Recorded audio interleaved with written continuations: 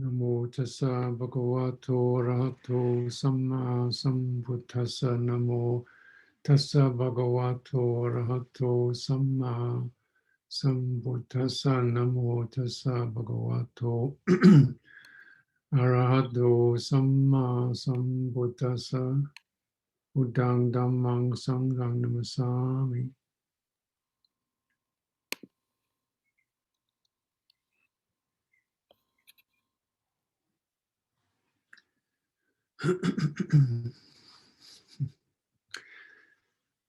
So, clearing the floods. I hope you've been able to put aside to a good extent your normal duties and occupations,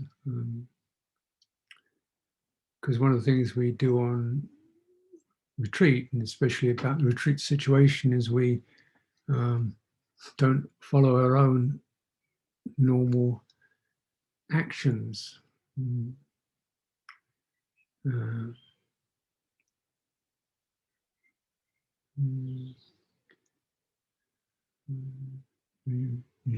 don't operate at the same, do the same things. We don't operate in the normal way. You know, we haven't got the same routines. We don't go to the same places. We're not doing our house or business or work. So it's kind of impersonal. We don't really, generally on retreat, you don't even talk. It's because it's kind of impersonal. That can seem quite cold at first and strange and weird and emotionally dysfunctional. That's why it's helpful to, to do things like puja together, chanting together. So there's some sense that our voices and human beings meeting and some expression of heart. And I think the heartfulness has to be, find an expression, proper expression. And this is heartfulness is not really personal. It's not like I really like you particularly. It's just there is a warmth, which we can all get into. And it's irrespective of, all the normal classifiers of size or shape or form, energies, you're a vigorous, bright, bubbly person or, whatever. It's irrespective of all that. You're just being a human. So it's a nice way everybody can come together. There's a warmth in it. And you're picking up signs of warmth, inclusivity, aspiration, and the human voice with all its tremendously evocative quality.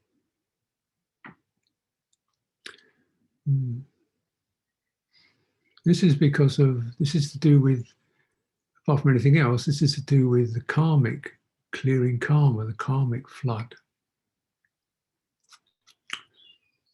Now, I've used that term a few times, or this area of the karma where we get flooded.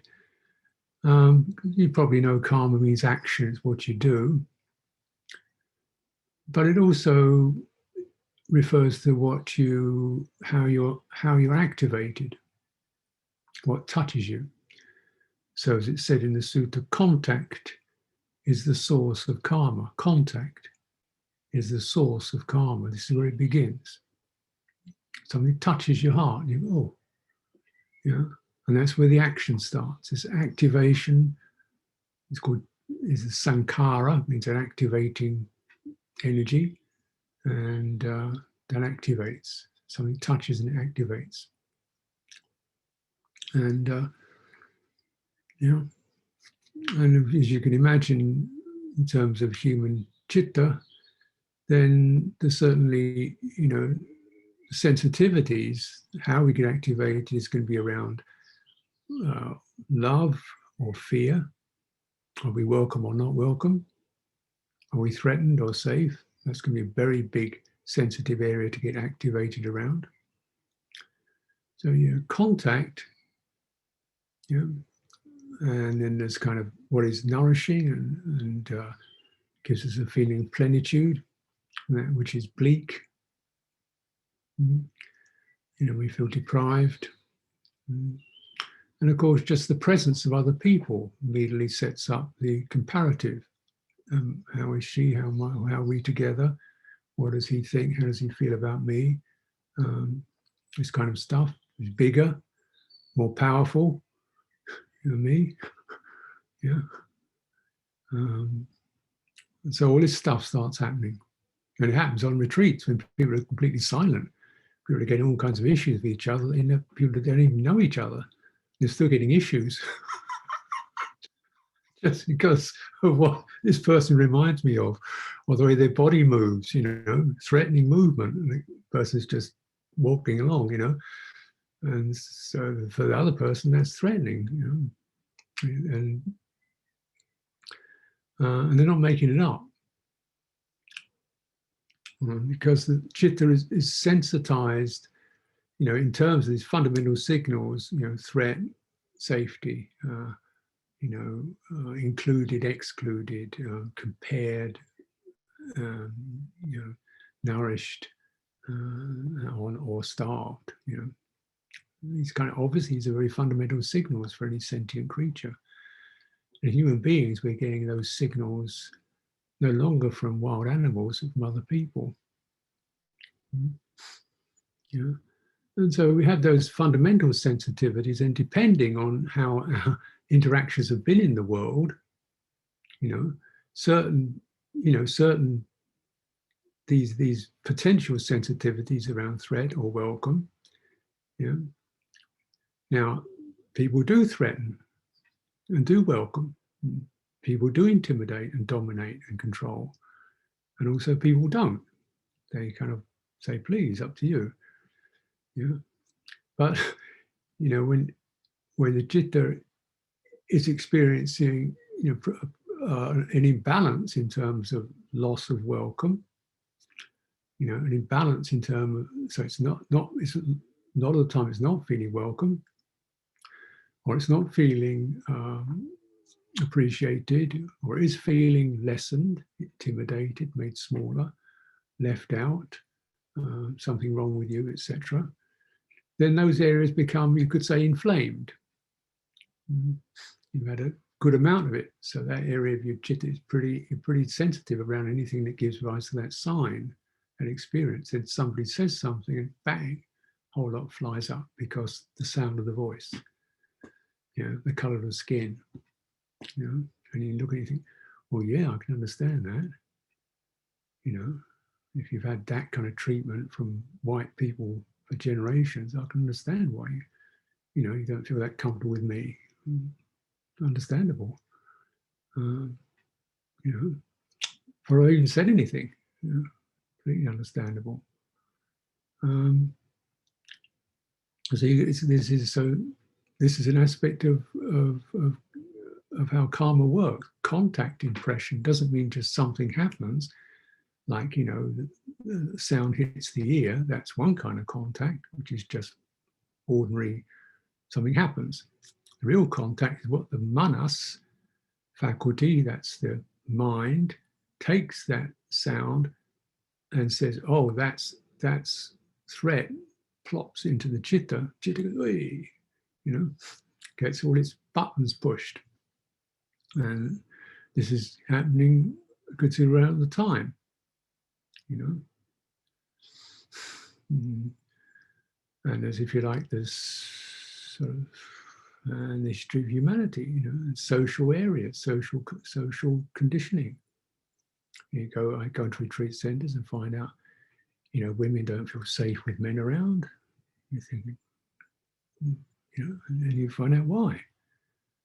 Oh, right, you know, so people of color don't feel safe with white people or anything.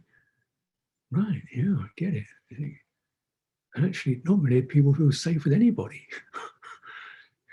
You know, there's a lot of unsafety and threat.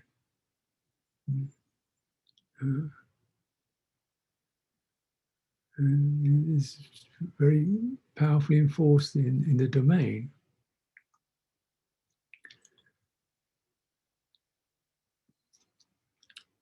And if you're just in the organized world, you look, you traveling around, you see so much control. Stop, speed limit, drive this way, don't drive that way, no entry, zero tolerance, and often in big, bold capital letters, like boom, boom, boom, flashing lights. So you're definitely made to feel you are small, obey, otherwise punishment will happen to you.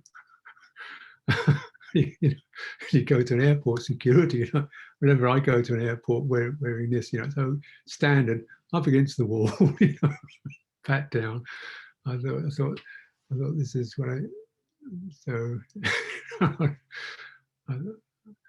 so particularly I go to the United States, you're very conscious of security and borders. And you go there and you think, this must be the traditional way of welcoming people is to pat them down. So you kind of get used to it after a while. Hello, would you like to pat me? And have a look in my bag, and ask me what my clothes are about, because they want to poke around under my robes when I've got a bomb in there. And you're thinking, wow, but then, oh yeah, there are terrorists. There are terrorists, not religious terrorists. Mm, yeah, so the safety, you get the sense that there's an inheritance, which I haven't done it pretty. I don't think I've harmed anybody in my life physically at all. I might have squashed a beetle or something like that. That's about it. When I was a kid, so you don't really get it. And then you get the sense of you're in a kind of the group karma, group sensitivities, and then you begin to pick up the signs. You learn the signs, and so it's always in public domain. You've got the uniform. The person in uniform says something, you do it. I remember they've done these kind of fake shows where somebody who's not, an official of any kind just puts a uniform on, and it goes up to somebody in a public place and says, I want to sit on this seat. And they'll get up and give them the seat, just like that, because of the uniform. The sign, what the sign means. Yeah. And you see, wow, we're so, and we carry all that signing of fear, threat, unwelcome, shut up, you're controlled, behave yourself. And we carry all those signals embedded, and some waiting for on a hair trigger, something touches it, and then you go into that activated. And this, and so naturally, when the system has got a lot of that going in it, these activations going in it, and you try and actually just get on with the day. It's not time to go weird now. Just get on with it. So you basically stuff it and just keep going, because you've got to hold it together, right? So you just kind of, so there's this sort of kind of sense of when people are doing that, you can almost feel the tension and the fear and the exclusions in the public domain. Everybody's kind of holding their stuff together. So there's an isolation. You can have and very commonly, most isolated places are big cities where there's 1 million people. You think it'd be least isolated. That's because where the most threat is. So there's lots of people, everybody's sitting around, walking around their own bubble, and hey, I'm not going to notice anybody. I'm going to get my stuff done because there's threat. You go to a little village. Hey, what are you doing? Which I noticed particularly when I was on pilgrimage in India. You go to a little village and it's like, oh, hello, what are you doing? Please sit down. Very welcoming. They don't feel that the stranger is not a threat. because in little villages there's nothing much to steal. People don't throw bombs in little villages, you know. There's not a lot of law and order. It's just a sense of people know who they are and they work according to ethical um, ethical values. Because if you don't, you know, the village people will say, look, that's not on, you know. You've got much something more human. But when you live in these big conurbations, that's not possible. So you have to have this surveillance system which carries threat in it. And there's the massive group Kamma. And so you're in that, and you don't know why, but it's just, you don't know why it feels so strange. Why? You get used to it. Walking along and not talking to anybody. Walking along and kind of having one eye behind, check what's going on. Driving through certain areas of town and making sure you don't slow down. In case somebody comes out and smashes your windshield. You're normal, closed down. But then, although you close down, you don't close down the impressions, you just override them. So the threat, the fear remain. And this is kind of how people get on. Now, of course, there's such a thing as the inheritance of as social inheritance, there's also personal inheritance. And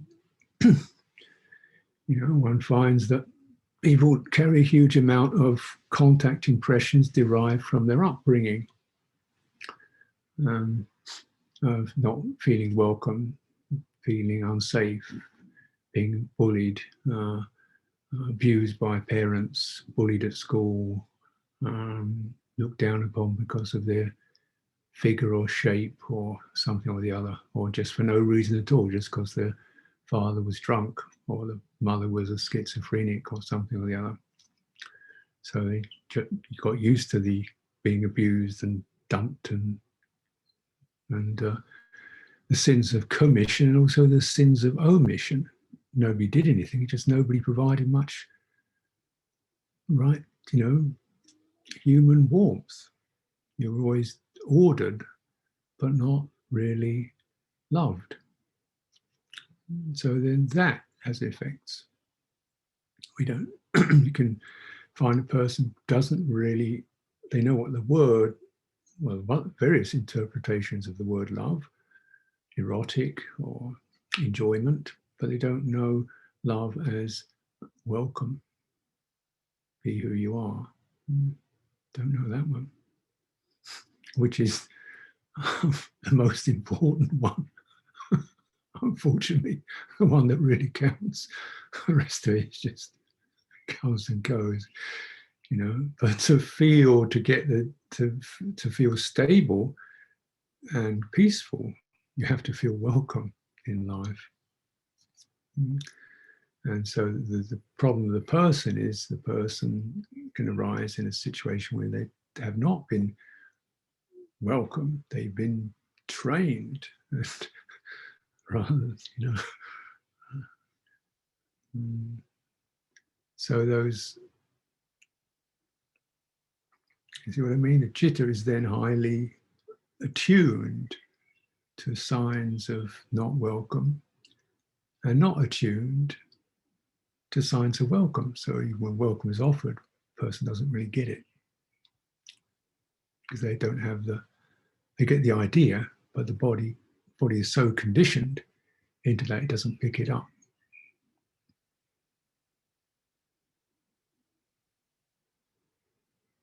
The body doesn't pick it up. Yeah. Because, the words say one thing, as we all know. People are very good at saying, thank you very much, have a good day, lovely to see you, nice, how are you doing? It's just social gesture. But that's the second language second or third language. The first language you learn is the language of the body, isn't it? Before you have words, you get picked up. You get picked up, held. Somebody picks you up and holds you in a comforting way. It goes on. That's the first language you learn, is the language of touch. And it's said that if little ones don't have enough touch, they become autistic or even highly problematic. There's something just about touch, physical, warm, friendly touch, that helps this jitta experience to come into a body. It doesn't.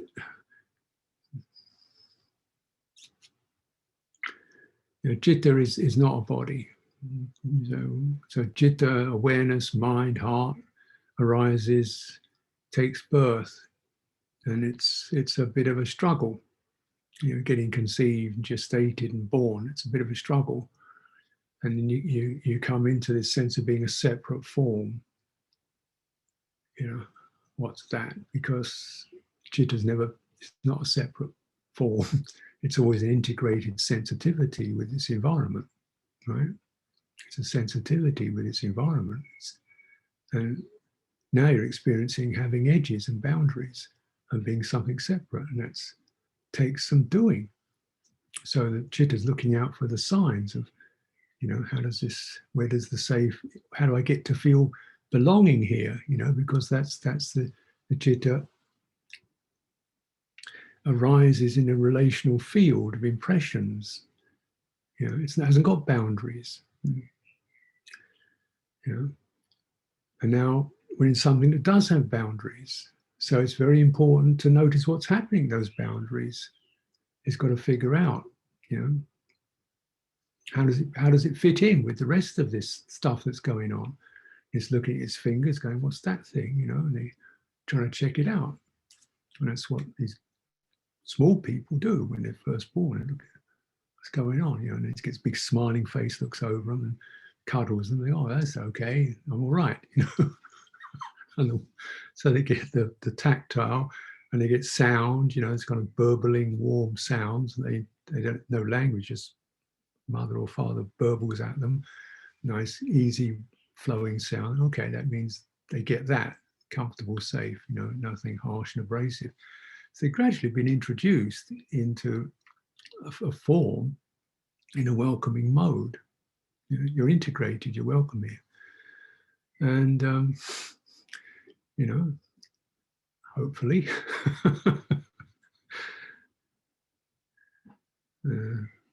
But it's not always it's not always that much of it, and it's sort of sometimes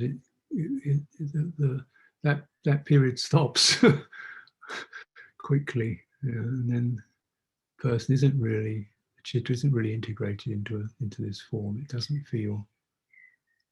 The setting is not one of welcome. The setting is do something right and you'll be welcome. It's conditional. It's conditional.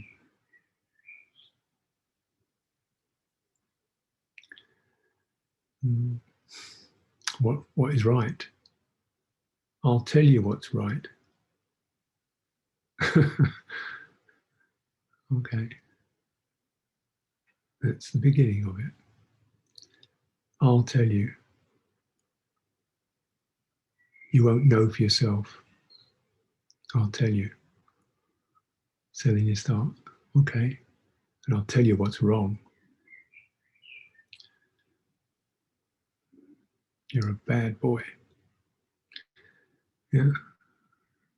So it's not that was an unskillful action. Why it's an unskillful action and how that happened, but something wrong with you. So this kind of messaging and a lack of there's something really beautiful about you. This very much forms part of people's upbringing. particularly in when people have got to work, go out to work for so many hours a day, they don't have the time. They're stressed out. Maybe they didn't get it from their parents either. So you got to pass on the stress, pass on the deprivation. I learned it from my parents, I pass it on to you. And so you can have this kind of thing happening. And so the person actually is sensitized, much more attuned to the unwelcome, something wrong with me, than the, I'm okay. And once that default is set, then you can fill in the details. Because, of course, we do make mistakes, do stupid things. That doesn't mean something wrong with me. It just means that I haven't learned it yet. Please help me out. I just haven't learned it yet. Could you point out how that works? Yeah. Could you help me? So this is skillful education, isn't it? Trying to find investigation. And this is kind of what we're trying to establish for ourselves too. But often we're working against the whole set of inherited programs, basically the program of there's something wrong with you. So you can't trust your judgment because there's something wrong with you. And in that being, and as there is, and you realize, yeah, there is something wrong with me. I feel kind of nervy and neurotic at times. It's right. There is something wrong. I can't trust my own judgment because I've got some funny habits. But why is there something wrong with you? It's because people are telling you there's something wrong with you and you believed it.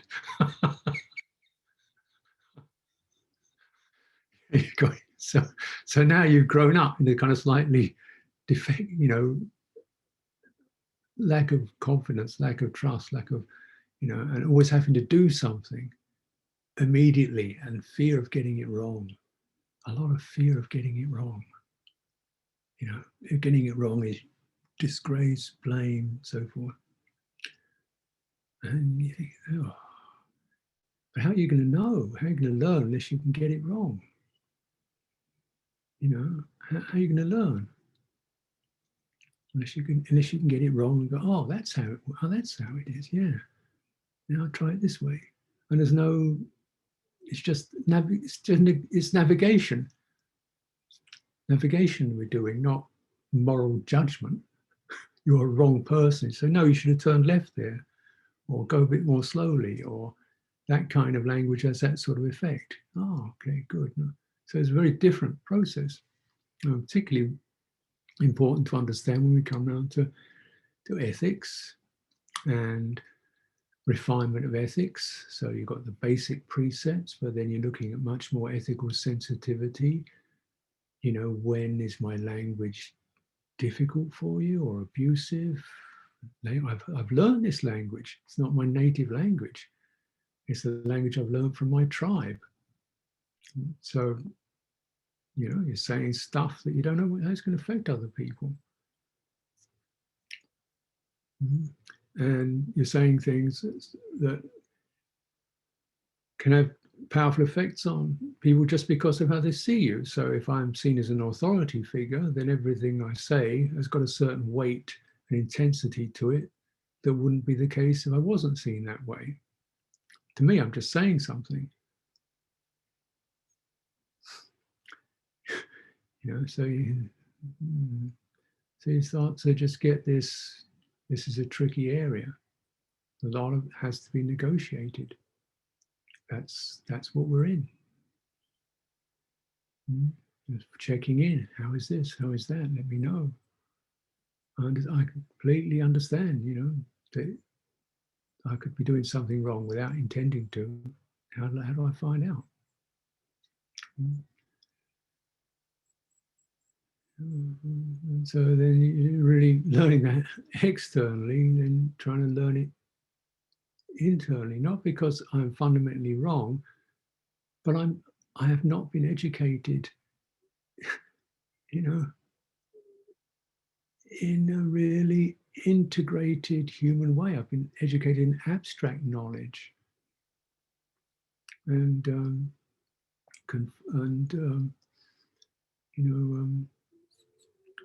praise and blame, not guidance, but praise and blame, which just this hit of not something that's calibrated intelligence, but just the hit of blame or the surge of praise. Not, well, somebody says, that was great. What was so great about it? Could you give me some details? Because I'd like to learn. That was stupid. Okay, give me some details. I'd like to learn which particular pieces are going wrong. I don't need the blame. I need some instruction. So we're trying to recognize these powerful triggers that generally imply you're rejected or stupid or lesser or abnormal or weird or something.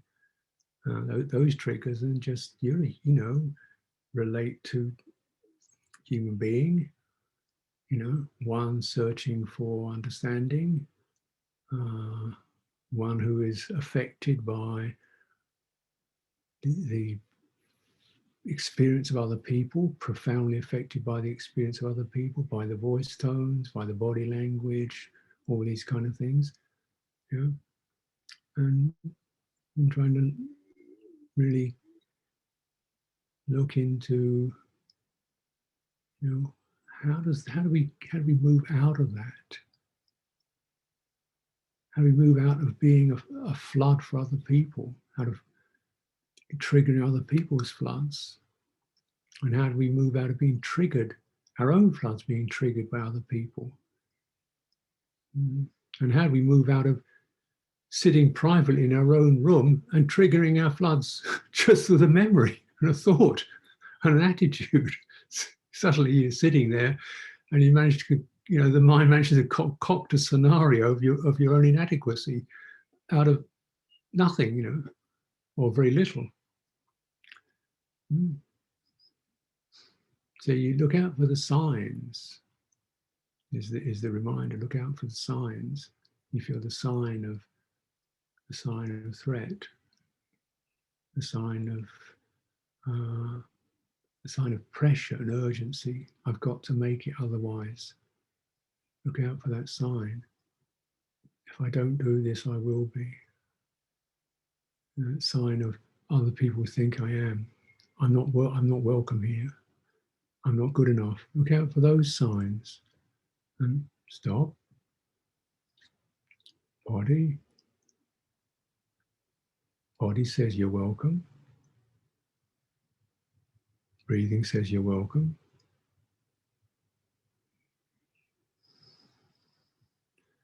Loving kindness says you're welcome.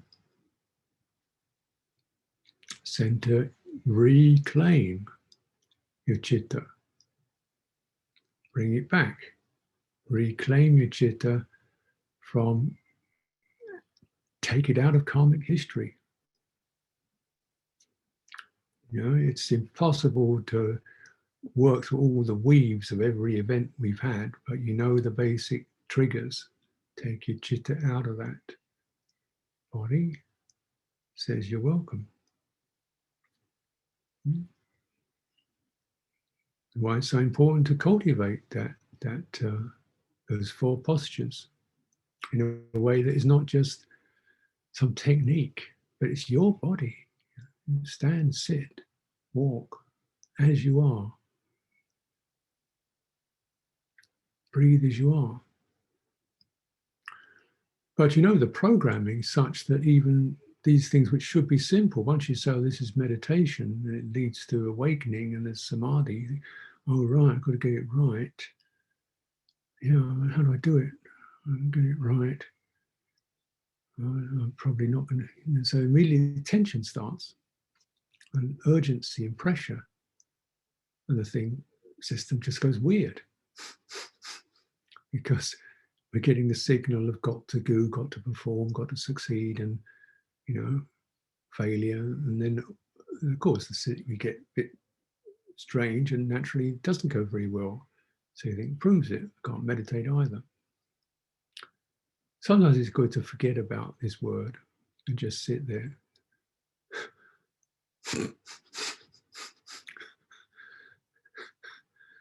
And just sit there. And look out the window and just sit there and learn how to just discharge the day, just discharge the day and just give up being somebody, just, you know, not having to be anybody at all. You just sit there and you think, oh, yeah, I can feel I'm breathing.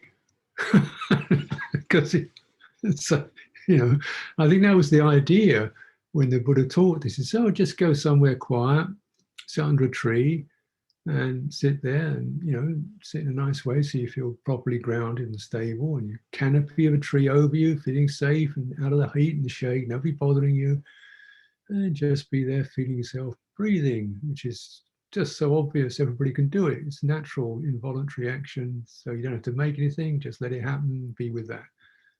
There you go. Should be easy. But of course, as we know, things get in the way. For a start, because breathing itself is operated through the nervous system, so your nervous system is tense and your breathing gets tense. And once you then your mind, if your mind is in this got to make this work, got to get this going attitude, it creates more tension. You don't get the enjoyment, comfort, and ease, and you just created or replicated old karma, the basic karmic configuration of got to make this work, got to be good at, not really that good, something wrong with me, I'm the one who can't make it. All that starts to crystallize around this, what should be a fairly innocent activity. And of course, when the person who is formed out of the karmic accumulation, the person starts meditating rather than the chitta opening to the experience of being in a body in a comfortable way and feeling the ease of breathing in and out, which is, I think, what the Buddha was hoping would be the case. The person starts meditating and they trying to focus and get concentrated and do this stuff and make it the system and get going, and how long should you do and how much samatha before you do vipassana, and is it better to do it in the evening or the morning, and you know, well, you know, it gets in like that. You just stop. Mm-hmm.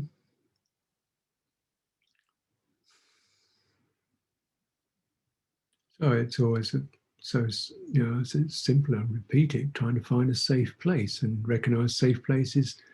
Perhaps not. You know, room is okay, but you're still carrying those signals of not safe. So there's got to be a lot of this deliberate claiming and feeling. And safe is a powerful word, but not obliged, no pressure, no urgency, free from blame. Blame is not here. Performance is not here. Comparison is not here. Yeah, no, it's not here. We don't need that. Get it out. Goal orientation, achievement, not here. Yeah, and then it grows in a healthy way. And as it grows, certainly you're entering it, once you come into that domain with the chitta rather than the person, if you like, is meditating, the chitta begins to open its difficult places. You know, it's like suddenly the person, which acts as a kind of a case around the chitta, and often is strategized to avoid its difficult places. It's got places where we shut off, or you just get busy doing something else rather than feel that funny, lonely feeling, we go and do something, and or that strange, worthless feeling, we go and eat something, something to compensate. The person gets these strategies whenever they get to their twitchy bit or their nervy bit or their empty bit, they find something to do. Now on retreat, so we're taking away that, taking the toys out of the room. And so the chitta has to, as it opens, it meets its bruised areas, right? It has to, because this is where we want to do our clearance. And you can't, but rather than, if this, so contemplating the signs, because what will happen pretty quickly when a sign touches, that your mind will immediately feels that sign, and the manas faculty, thinking mind, pulls a scenario off the shelf. And there you are, you're remembering this. You get the sign of threat, and there you are, you're remembering this occasion when you were threatened. Or pulls the sense of worry, and you remember this occasion when you were lost or confused, and there may be many of them. So the manas faculty, picks up the resonance, creates the story, drops it into the chitta, woo, woo, woo, and all the narratives run out. And that can be a common experience in meditation. An old karma. And if we engage with it, then the karma is intensified. If you engage with it, decisively think about it and act upon it, then the karma is intensified. You've just made it, you've embedded it a little deeper. If it's not engaged with,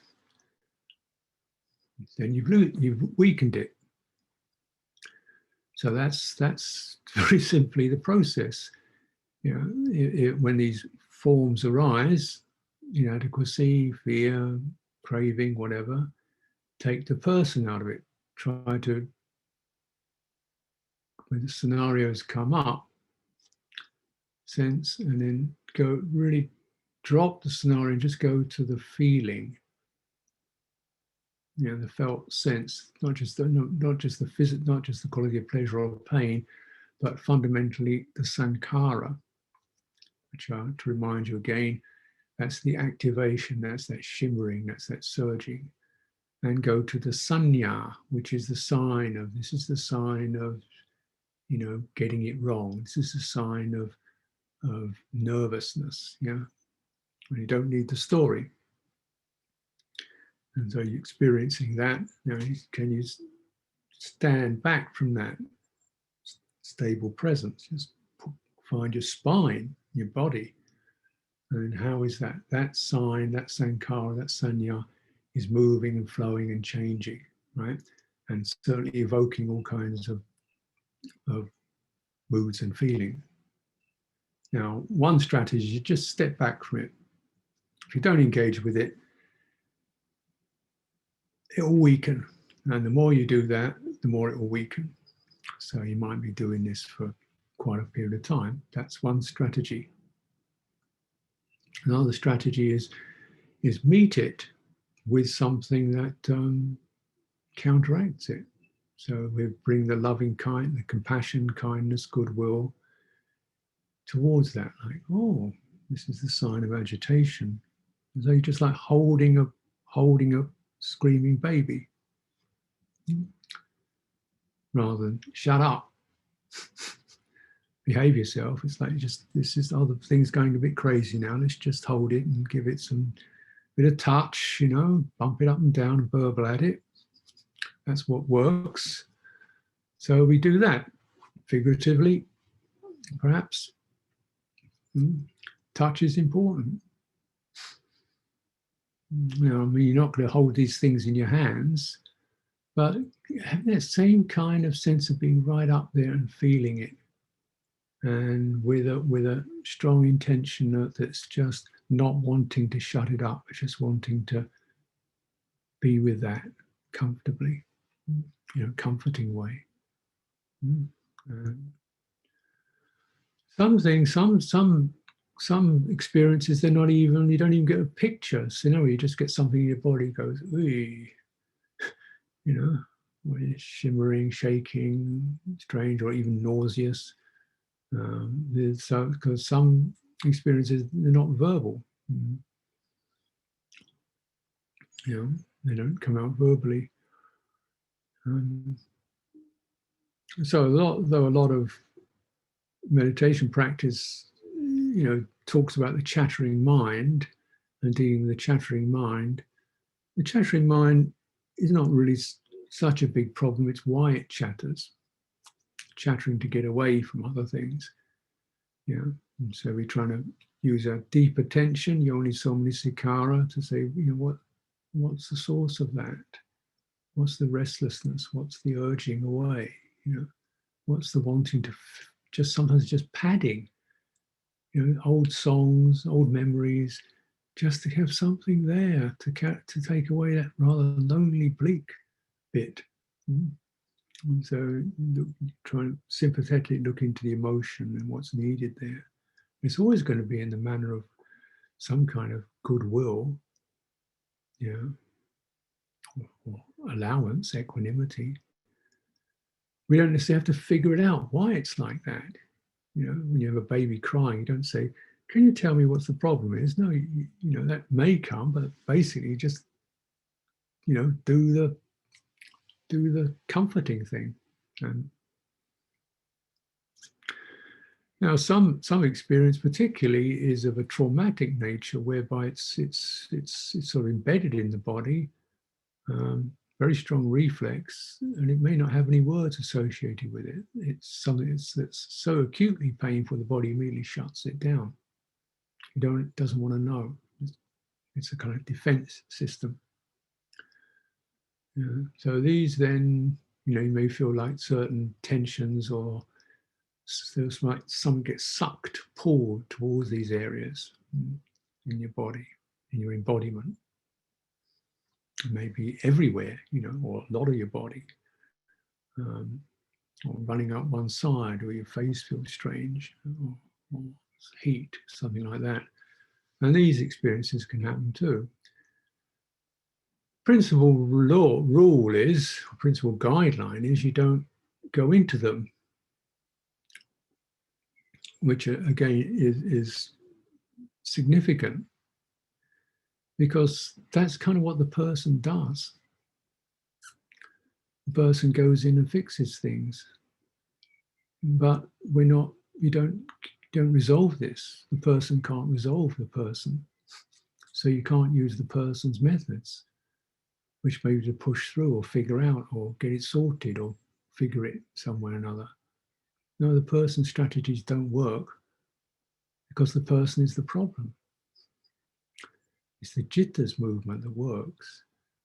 And the proper trained jitta doesn't jump, it suffuses.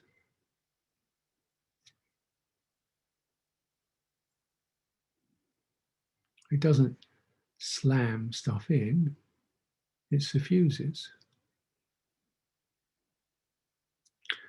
You don't come across that word too often, do you?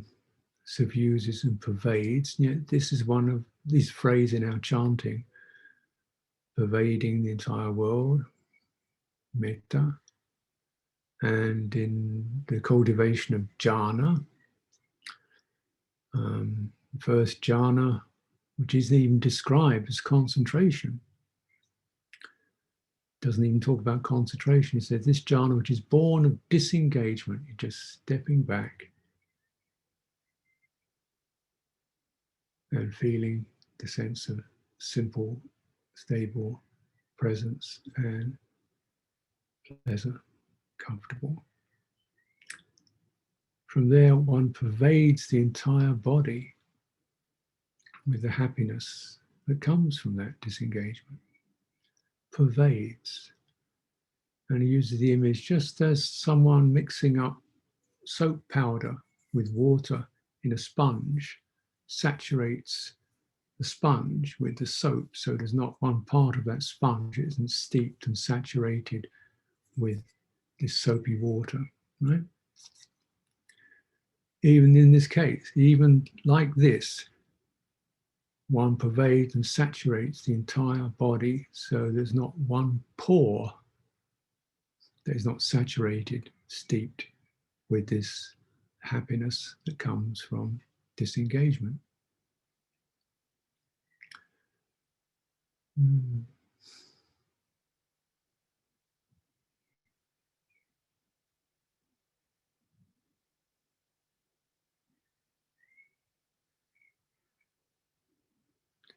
Chitta pervades, suffuses. It's got a sense of something that softly expands into an area. It doesn't invade, it doesn't intrude. It like soaks, slowly soaks into the tissues.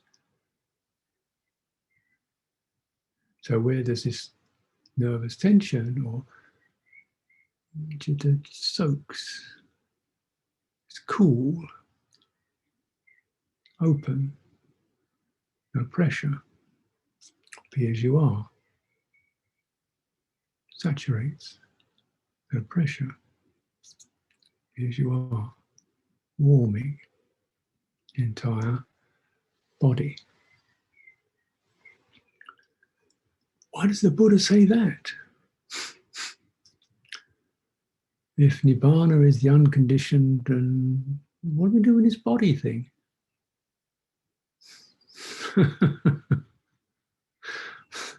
So that's how he just that's the way he realized enlightenment, through that process. Clearly, he had to work his own some karma out in the body. The residues of aggression and fear, residues of intoxication and fascination, they all leave their traces. Yeah? This is not being judgmental, it's just being honest. They leave their traces. You've got, nervous system gets rattled by panic and by impatience and by stress and by aggression and by fear. They're not just ideas. They saturate. So then you have to saturate with the opposite. And the person can't do that. But the chitta can. And we've got to really trust the chitta to do that in its own way. Because the person would think, okay, let's get in there and deal with that. No, it's not. That's not it. That's not going to do it.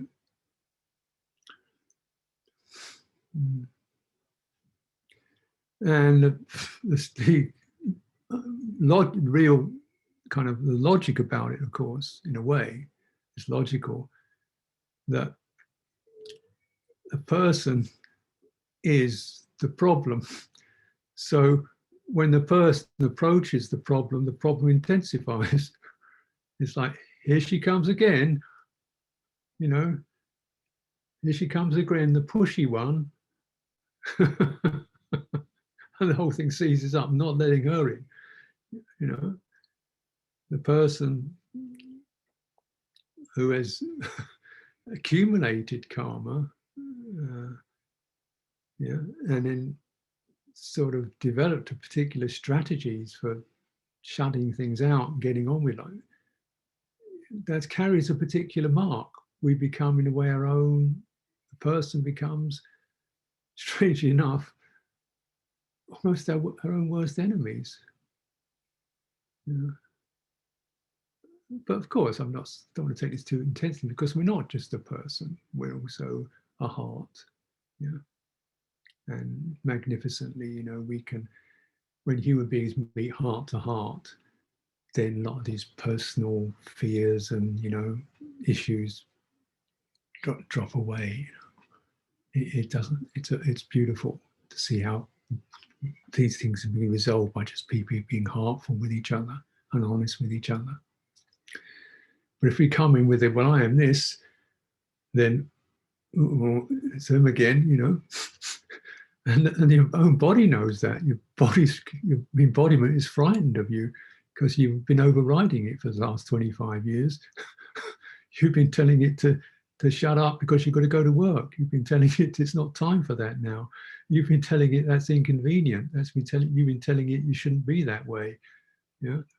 So when the wound, you know, sees the aggressor coming, it's going to close up, get agitated. So you can't put the person in there. What can I do? Relax, quieten, go to the place of your stability with a person. All those personal characteristics are subdued. And something just a simple, spacious, steady, loving quality. Who doesn't know what to do, hasn't got a plan. Yeah.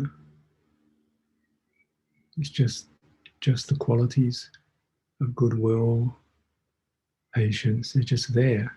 This is the chitta extending its own nature towards that which is afflicted. And, you know, and like anything else, like any other situation, you know, the painful bit will recognize that. Oh, this is not that one. And to be welcomed back rather than fixed. To be welcomed back into presence, however messy, weird you are, to be welcomed back. And it's such an enormous healing. It's not even a gesture. I use the word gesture. Gesture makes it too contrived. Yeah. So we actually incline that sense of this is what forgiveness is about. It means you're welcoming back into presence that which has hurt you. Not because it hasn't hurt you, because this is where it ends. You know, forgiveness may be perhaps a not quite right word, but it's a sense of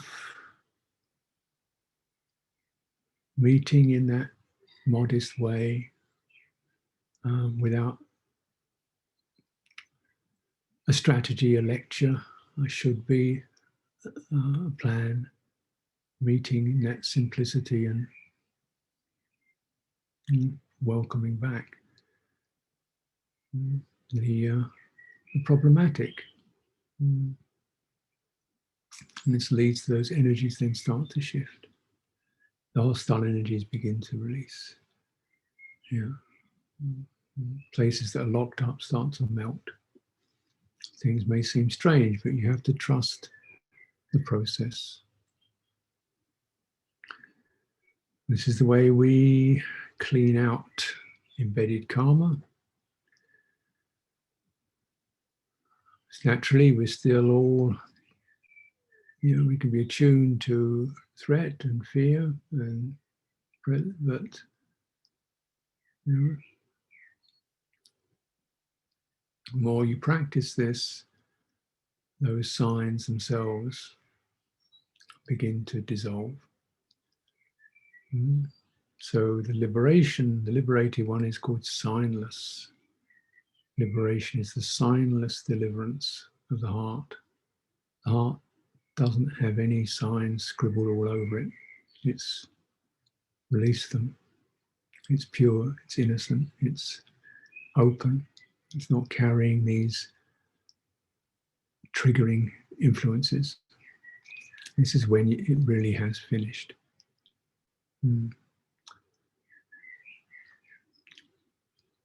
But for now, let's practice with what we have. You know, walking, sitting, standing, and keeping it simple, keeping it trustworthy, practicing straight from the heart for your welfare and happiness.